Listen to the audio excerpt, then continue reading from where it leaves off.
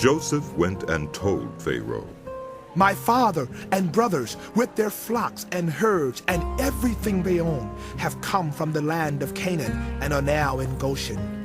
He chose 5 of his brothers and presented them before Pharaoh. Pharaoh asked the brothers, What is your occupation? Your servants are shepherds, They replied to Pharaoh. just as our fathers were. They also said to him, We have come to live here for a while because the famine is severe in Canaan, and your servants' flocks have no pasture. So now, please let your servants settle in Goshen.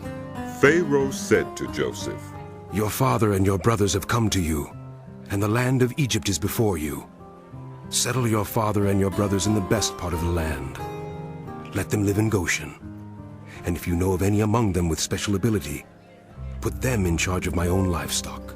Then Joseph brought his father Jacob in and presented him before Pharaoh. After Jacob blessed Pharaoh, Pharaoh asked him, How old are you? And Jacob said to Pharaoh, The years of my pilgrimage are 130. My years have been few and difficult, and they do not equal the years of the pilgrimage of my fathers. Then Jacob blessed Pharaoh and went out from his presence. So Joseph settled his father and his brothers in Egypt and gave them property in the best part of the land, the district of Ramesses, as Pharaoh directed.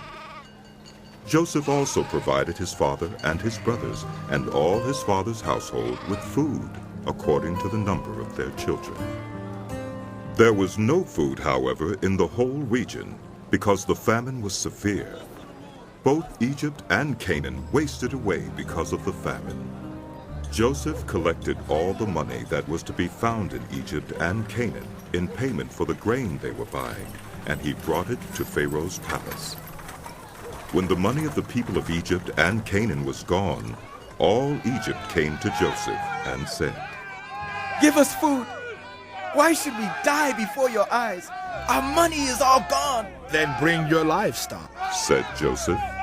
I will sell you food in exchange for your livestock, since your money is gone. So they brought their livestock to Joseph, and he gave them food in exchange for their horses, their sheep and goats, their cattle and donkeys. And he brought them through that year with food in exchange for all their livestock. When that year was over, they came to him the following year and said, We cannot hide from our Lord the fact that since our money is gone and our livestock belongs to you, there is nothing left for our Lord except our bodies and our land. Why should we perish before your eyes, we and our land as well? Buy us and our land in exchange for food, and we with our land will be in bondage to Pharaoh. Give us seed so that we may live and not die, and that the land may not become desolate. So Joseph bought all the land in Egypt for Pharaoh. The Egyptians, one and all, sold their fields because the famine was too severe for them.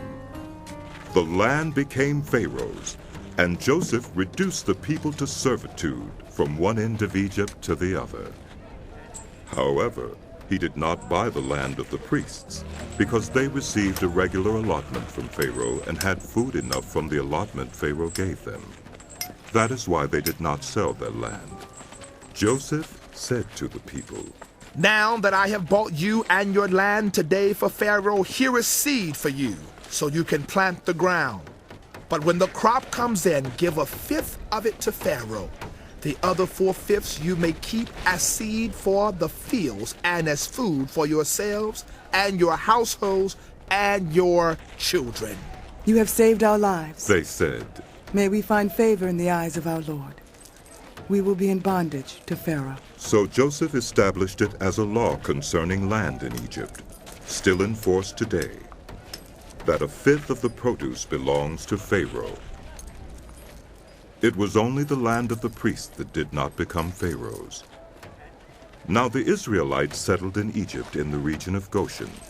They acquired property there and were fruitful and increased greatly in number. Jacob lived in Egypt 17 years, and the years of his life were 147.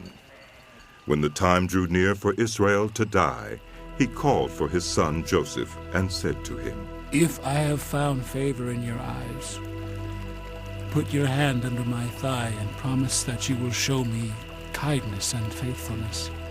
Do not bury me in Egypt, but when I rest with my fathers, carry me out of Egypt, and bury me where they are buried. I will do as you say. He said. Swear to me. He said. Then Joseph swore to him, and Israel worshipped as he leaned on the top of